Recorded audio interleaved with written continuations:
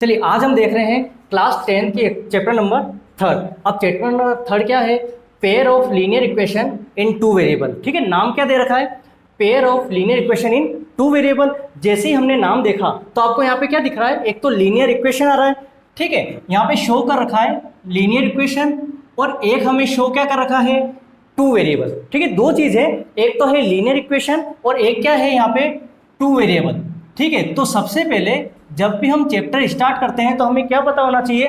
Chapter बोल क्या रहा है ना? चैप्टर के बारे में पता नहीं और हम क्वेश्चन करने लग जाए।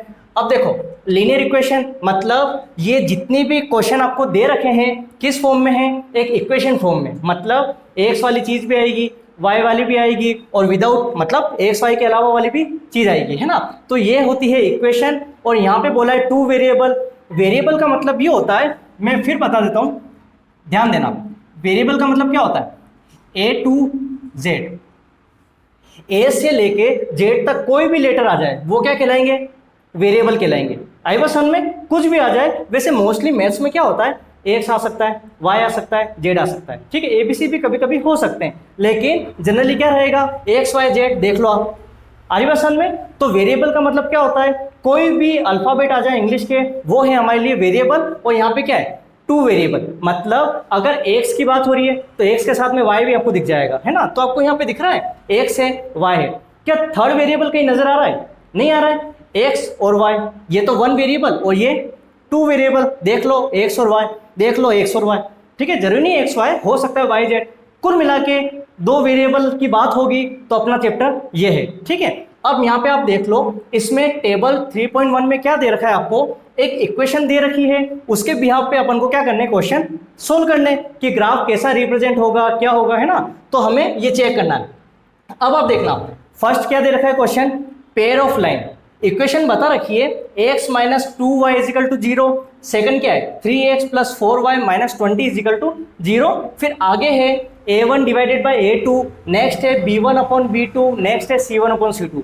अब क्वेश्चन क्या उठा कि a है क्या, b क्या है और c क्या है? आ रही बात समझ में? तो हमें पता तो चले a है क्या, b और c क्या है। तो आप देखना, एक एग्जाम्पल के तौर पर यहाँ पे बोल देता हूँ। मैंने बोला 2x plus 3y minus 5 is equal to zero, ठीक है। मैंने कोई सी भी इक्वेशन ले ली, कोई सी भी इक्वेशन आ सकती है। तो अब यहाँ पे अपन बात कर रहे हैं a क्या है, b क्या है और c क्या है। तो ध्यान देना, जैसे x के पास में कोई भी कोफिशिएंट होगा, कोफिशिएंट मतलब कोई नंबर होता है, उसको क्या बोलते हैं? कोफिशिएंट बोलते हैं। तो x के पास में कुछ भी है, इसको बोला जाता है a। आगे बात समझ में? y के पास में जो भी है उसको बोला जाता है b। और अदर मतलब ये आपको दिख रहा होगा तो ये क्या हो गया? सी। आई बस समझ में? तो ध्यान रखना कि जो ए बी सी हमने लिए हैं वो प्लस और माइनस इंक्लूड रहता है, ठीक है। अब यहाँ पे आप ये मत कहना कि सी 5 है, 5 नहीं, क्या है? -5। आगे बस समझ में? तो ये ए होता है, ये बी होता है और ये सी होता है। लेकिन इसमें हमें क्या दे रखा है? A2 भी दिया हुआ है, B2 भी दिया हुआ है और C2 भी दिया हुआ है। तो ध्यान रखना कि एक इक्वेशन तो ये है, एक और इक्वेशन मान लो आपको ये दे दी, ठीक है, ये दे दी। एक ही क्वेश्चन है जिसमें कितनी इक्वेशन है? दो है। वही सेम चीज इसको भी क्या लोगे? ए, इसको क्या लोगे? बी, और इसको क्या ले लोगे आप? सी। आया समझ में? अब दोनों को मैंने ए बी सी ले लिया तो क्वेश्चन क्या उठा कि सर अगर आप ए की बात करोगे तो ए ये बात हो रही है, आप ये बात हो रही है, तो स्टार्टिंग वाले को तो 1 बोल दो, इसको 2 बोल दो, बी को यहाँ पे 1 और यहाँ पे 2 कह दो, और सी को यहाँ 1 है और यहाँ 2 है।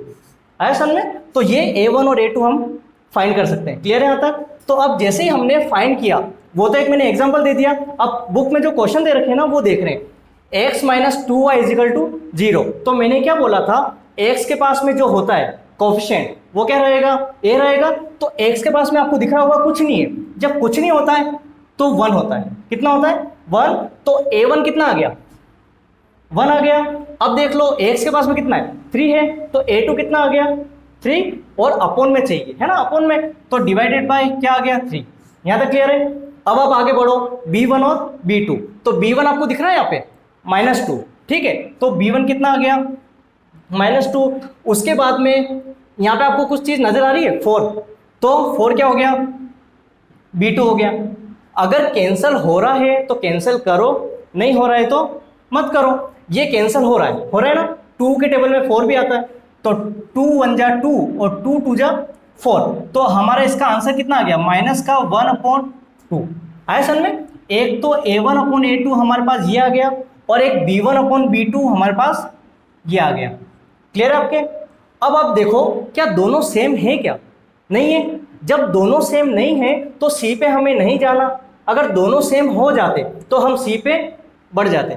आया समझ में आता है। तो अब ये दोनों सेम नहीं है तो यहाँ पे तो कुछ होगा नहीं, क्योंकि यही सेम नहीं है, तो आगे जाके अपन क्या कर लेंगे, तो यहाँ पे अपन क्या लिखेंगे, a1/a2, ठीक है, a1/a2 not equal to b1/b2।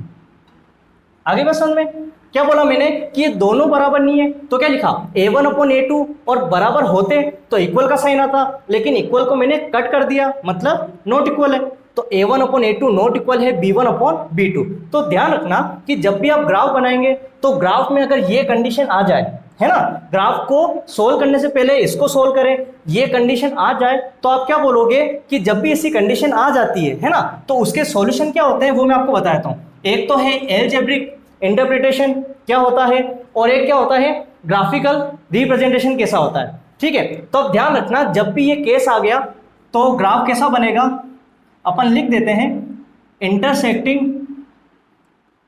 Lines, ठीक है। जब भी ऐसी कंडीशन आ जाए तो कौन सा ग्राफ बनेगा, इंटरसेक्टिंग लाइन। अब क्वेश्चन उठता है कि सर इंटरसेक्ट है क्या, तो ध्यान देना जब भी अपन ग्राफ बनाएंगे तो ग्राफ समथिंग ऐसा कुछ बनेगा, मतलब कैंसिल करते हुए एक लाइन दूसरी लाइन को क्या करेगी, कट करेगी। तो जैसे ही कट करेगी तो यहाँ पे सिर्फ एक ही पॉइंट आएगा, अरे बस में सिर्फ एक ही आंसर आएगा, और एक ही आंसर आएगा तो उसको हम क्या बोलेंगे, उसको हम बोलेंगे यूनिक सॉल्यूशन। आई बस में, या अपन वन सॉल्यूशन भी कह सकते हैं। क्लियर है यहाँ तक। जब ये केस आ जाए तो अपन क्या बोलेंगे, इंटरसेक्टिंग लाइन, मतलब कैंसिल करते हुए लाइन जाएगी, और कितने सॉल्यूशन, वन सॉल्यूशन, क्योंकि एक ही पॉइंट पे कटेगी, ठीक है। जब अपन ग्राफ पढ़ेंगे तो देख लेना आप सोल्व करके। क्लियर है यहाँ तक। अब देखो नेक्स्ट पॉइंट पे आते हैं। नेक्स्ट क्या बोला है, 2x + 3y - 9 = 0। Next 4x + 6y - 18 = 0। तो ध्यान रखना जब आप a b और c फाइंड करते हो तो इक्वल में उधर कुछ नहीं होना चाहिए, क्या होना चाहिए, 0। आया समझ में। तो अब यहाँ पे क्या है, a1 2 है तो यहाँ पे लिख दो 2, और a2 कितना है, 4 है तो यहाँ लिख दो। क्लियर है आपके। अब अगर कैंसिल हो रहा है तो कैंसिल कर लो, 2 1 जा 2, 2 2 जा 4, तो कितना आ गया हमारे पास, 1/2। यहाँ तक क्लियर है आपके, ठीक है। इसको कैंसिल किया, कितना आया, 1/2। आगे बढ़ो, b1/b2 कितना है, 3 है, और यहाँ पे कितना है, 6 है, ठीक है। तो इसको भी मैं थोड़ा नीचे लिख देता हूँ, क्लियर हो जाएगा, ठीक है। यहाँ पे कितना आ गया, इसको जैसे अपन ने कैंसिल किया ना तो कितना आया आंसर, 1/2, ठीक है। इसको जैसे ही कैंसिल करते हैं, 3 1 जा 3, 3 2 जा 6, यहाँ तक समझ में आ गया। जैसे ही कैंसिल किया तो 1/2 आ गया, तो ये एक और अपना कितना आ गया, 1/2 आ गया। आपको दिख रहा होगा कि दोनों सेम है।